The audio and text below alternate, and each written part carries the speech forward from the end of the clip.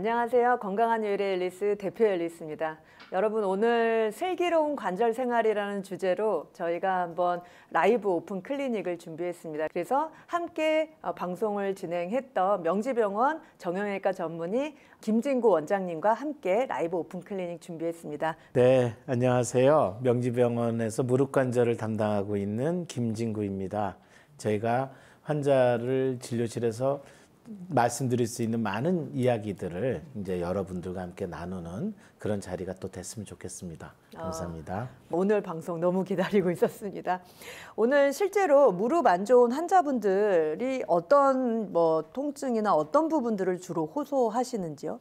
네, 진료실에서 항상 만나 뵈면은 일단 무릎이 아픈 게 삶의 질을 떨어뜨리는 랭킹 2위의 병이에요.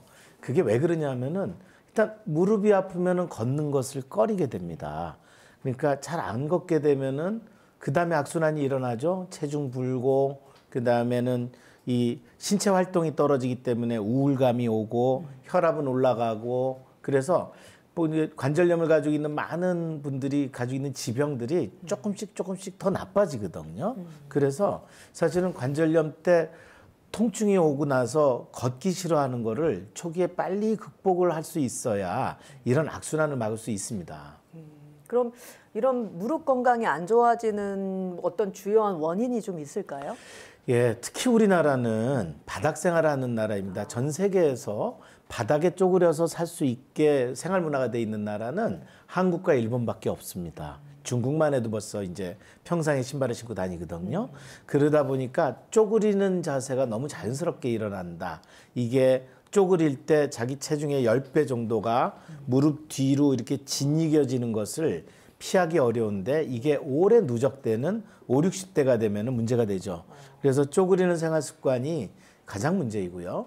두 번째로는 중년의 나이가 되면 이제 뱃살이 나오기 시작하고 여성들은 폐경을 겪게 되면서 체중이 증가하죠. 체중과 관절염은 비례하게 됩니다. 세 번째로는 운동을 안 하는데 우리나라 사람들이 서양에 비해서 굉장히 운동 문화가 적습니다. 그래서 쪼그리는 자세, 체중이 늘고 운동 부족 이 세 가지가 탁 맞아 떨어지는 이제 결과가 결국 이제 관절염으로 나타나지 않나 그렇게 생각하고 있습니다. 이 운동을 안 하는 게 또 무릎 건강에도 이렇게 안 좋네요. 예, 맞습니다. 사실은 이제 WHO는 그러니까 운동을 하지 않는 것, 신체 활동이 적은 것 자체를 병으로 이제 규정을 하려고 하는 노력이 있습니다. 왜냐하면 운동을 하는 것, 신체의 활력을 지키는 것만으로 10대 만성 질환을 다 개선시킬 수가 있는데 이런 운동의 문화에 익숙하지 않고 운동을 하지 않으면서 의사들에게 의존하면은 아무리 자기 건강을 지키려고 해도 건강은 점점 나빠지게 돼 있습니다. 네. 근데 예전보다 저희가 이 좌식 문화라고 하지만 이게 쪼그려 앉는 문화보다는 젊은 사람들은 테이블, 침대, 소파 생활을 많이 하기 때문에 저희 나라도 이제는 이렇게 무릎 건강이 안 좋은 분들이 점점 줄어들지 않을까요? 네, 그거는 맞는 것 같습니다. 생활 문화가 이제 도시만 해도 거의 바닥에 쪼그리는 일이 안 일어나게끔 돼 있지만 집에 한번 가서 생각을 해보십시오. 침대, 소파는 편하게 앉을 수 있는 바닥에 놓여 있고 우리나라는 아직도 겨울에 바닥에 온돌처럼 따뜻한 기운이 들어옵니다. 그래서 바닥에 편하게 앉는 거를 너무나 쉽게 하는 문화 속에 침대, 소파가 놓여 있기 때문에 여전히 서양에 비해서 쪼그리는 문화에 많이 노출돼 있고 그것과 관련된 질환도 압도적으로 많습니다. 안타까운 환자 유형들이 좀 있을 것 같아요. 치료하시다가 보면 환자분들, 이런 환자들은 좀 아쉽고 어떻게 좀 더 빨리 치료했으면 좋겠다 했던 분들 사례가 있다면 어떤 분일까요? 가장 안타까운 게 제 입에서 좀 더 일찍 오시지 그러셨어요. 라는 경우입니다. 결국은 이제 그런 다음에 조금 시간이 있을 때 물어보면 이미 이런 분들은 6개월이나 1년 전에 이제 증상이 왔어요. 병원에 갈 정도라고 본인도 느꼈어요. 그런데 일단 증상이 오면서 어떤 느낌이 드냐면은 병원에 가면은 큰 병이 나올까 봐 두려움이 생깁니다. 그래서 참죠. 그러다 참다 보니까 참아지거든요. 그러다 보면은 만성화가 되는데 그러면서 통증도 본인이 이제 안고 가게 됩니다. 그러면 생활 자세도 변하게 되고 그러니까 병원에 가지 않게끔 하기 위한 어떤 방어 자세가 나오면서 운동도 줄어들게 되고 체중도 증가하게 되고 그러면서 좀 방어에 대한 마음이 생기겠죠. 나는 이걸 극복할 수 있어. 그리고 약이 치료제가 아니면 약도 안 먹겠어. 뭐 이제 이런 식의 얘기를 하다가 무언가 큰 병이 생길까 하는 두려움을 가지고 이제 병원에 오는데 MRI는커녕 엑스레이만 찍어도 이미 다리가 휘고 관절염이 진행된 경우를 보면 안타깝죠. 이미 그런 증상이 있을 때 왔다면 초기에 빨리빨리 막을 수 있는 좋은 이제 자기 생활을 바꿔가면서 치료와 같이 병행된다면 그런 큰 수술이나 나쁜 예후로 가지는 않았을 텐데 하는 생각이 있습니다. 질문이 벌써 많이 들어오고 있네요. 그래서 이제이크님, 반월상 연골 후반부 파열이 돼서 MRI 소견을 들어보니 봉합 수술을 해야 한다고 하는데 1cm 정도 파열됐다고 들었는데 수술을 해야 할까요?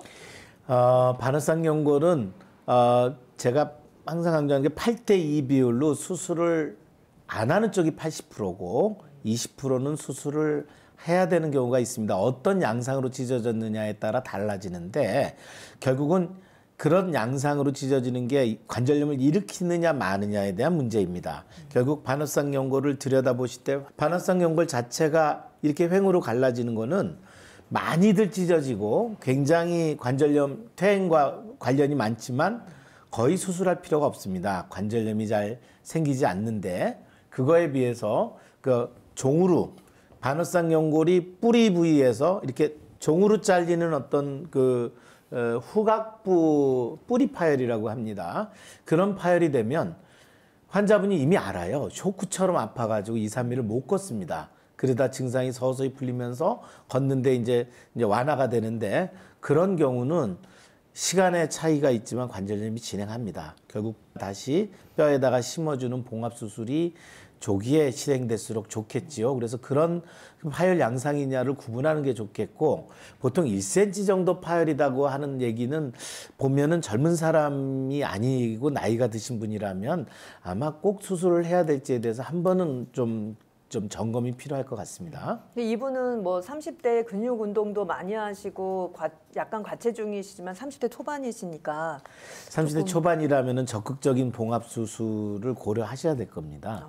네. 중년 이후에 이제 5060 분들의 무릎 통증 이제 뭐가 문제인지 한번 원인을 좀 들여다보고 싶은데요.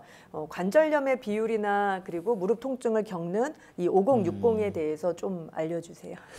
이제 관절염이 이제 100세 시대 때 굉장히 큰 문제가 되고 있습니다. 우리나라가 이제 의료비를 해마다 적어도 10에서 15% 정도씩 증가해서 쓰게 되는 게 수명이 올라가고 나이가 들수록 각종 병을 고쳐가면서 이제 오래 사시게 되기 때문에 의료비는 증가하게 됩니다. 무릎 관절염이 여러 관절에서 오는데 무릎 관절염 하나만 가지고 전체 우리나라 진료비의 랭킹 5위예요. 5번째로 많은 진료비를 쓰는 그런 병입니다. 왜냐하면 많이들 아파하시고 그게 사망에 이르지는 않지만 삶의 질을 너무 떨어뜨리는 병이기 때문에 그렇습니다. 65세에 이상의 여성분은 나이만큼 65%가 관절염이 있다고 합니다. 그래서 이제 관절염을 적극적으로 이제 치료할 필요가 있겠죠. 대부분의 원인은 아까 말씀드린 대로 우리나라 사람들이 과체중이 되면서 운동이 부족하고 쪼그려 앉는 생활 습관이 나이가 들수록 점점 더 많아지기 때문에 오는 원인이 가장 크다고 봅니다. 나머지 유전적인 문제나 외상 때문에 젊었을 때 다쳐서 오는 관절염은 오히려 외국보다는 우리나라가 좀 적은 경우에 속하기 때문에 적극적으로 우리 주변의 생활을 좀 바꾸고 본인의 어떤 생활 습관을 많이 바꾸면 관절염을 줄일 수가 있습니다.